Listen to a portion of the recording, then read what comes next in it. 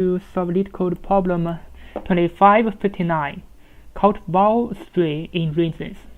So for this problem, it's not a difficult one, but we need to understand the question first. Otherwise, it's gonna be difficult. So we are giving a zero-indexed array of strings words. So we know that this word just is an array, and inside it's gonna be string, and the index is starting from 0. And also for the queries, and each queries I, for example, it is li and ri. For example, the query is 0 and 2. So what's the meaning of 0 and 2? So this is ask us to find the number of strings present in the ranges li to ri, both inclusive of words.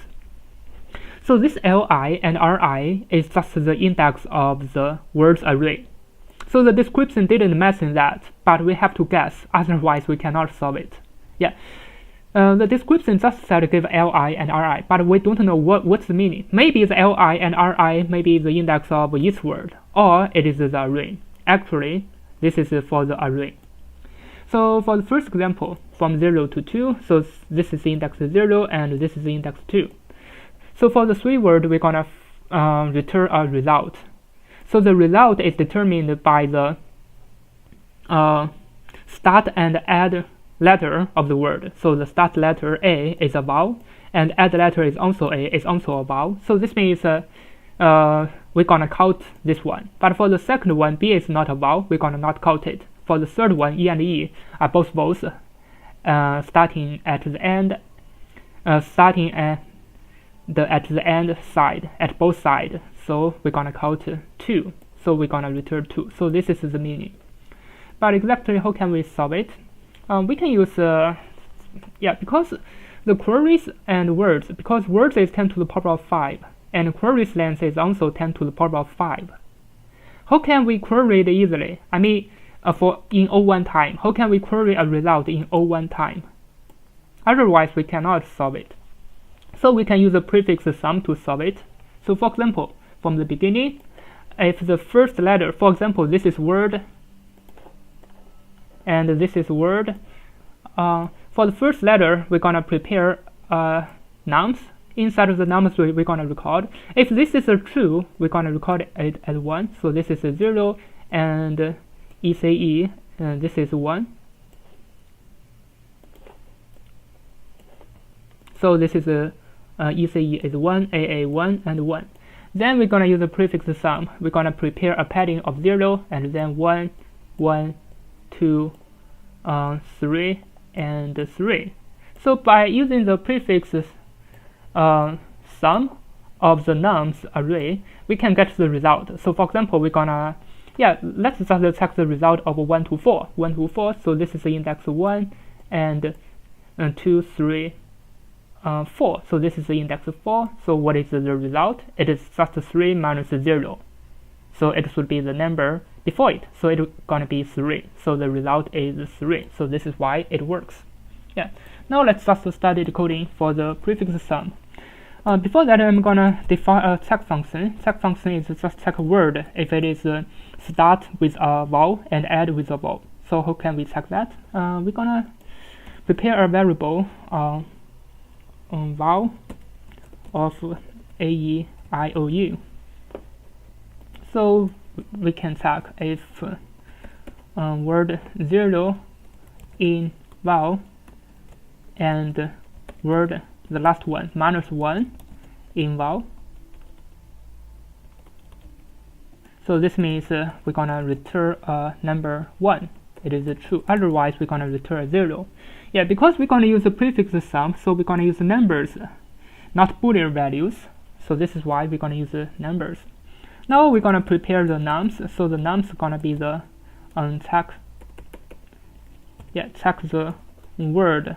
So for word in words. Now we have a numbers array. We're gonna prepare the prefix array. So the prefix array would be the list of accumulate with nums. So that we're gonna prepare an initial because we're gonna first use some calculations. This is why we're gonna prepare the initials as 0 because we're gonna use the queries later. The queries including 0. Now we can prepare the final result.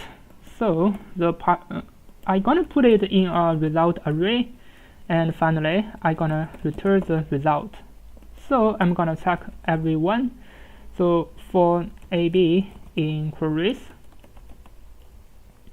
I'm gonna prepare an answer. So the answer would be equal to the pre of B plus 1 minus pre with A, and the result would append this answer. So why it is B plus 1, and why here is A, not B, and here is not A minus 1? Because we prepared a padding. So the padding is 0. So the index would be shifted.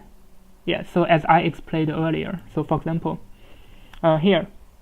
So from here, this is the index 0. And this is the index 0, 1, 2, 3. But what if we put a padding? If we put a padding of 0, so the index would be shifted to 1, 2, 3, and 4. So if we are going to calculate the queries of 1 to 4, what's going to happen? So this is a so for the queries 1 to 4, actually it is starting from this BCB. So this is 1 to 4 to this to the last word E. So this is 1 to 4. So this is why we're gonna use the prefix array would be B plus 1. Actually, for the prefix array, the index would be 5, and then minus the prefix. So the prefix actually it's gonna be the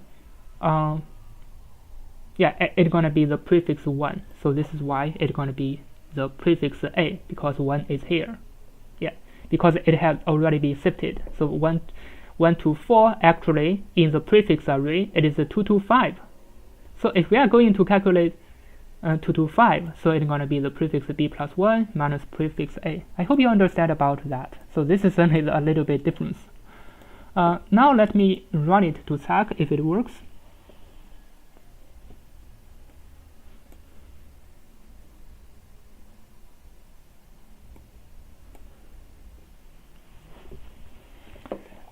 Before that, let's check the queries. So the query's length is 10 to the power of 5. So for each query, the time complexity is 1. So the total time complexity is the length of the queries. It is 10 to the power of 5. Yeah, I think it's because of the internet problem. I have to wait, or I have to refresh. Maybe I'm gonna try to refresh it to just check if something wrong with it. Yeah, because otherwise it's gonna be too long for the video. Yeah, no reaction.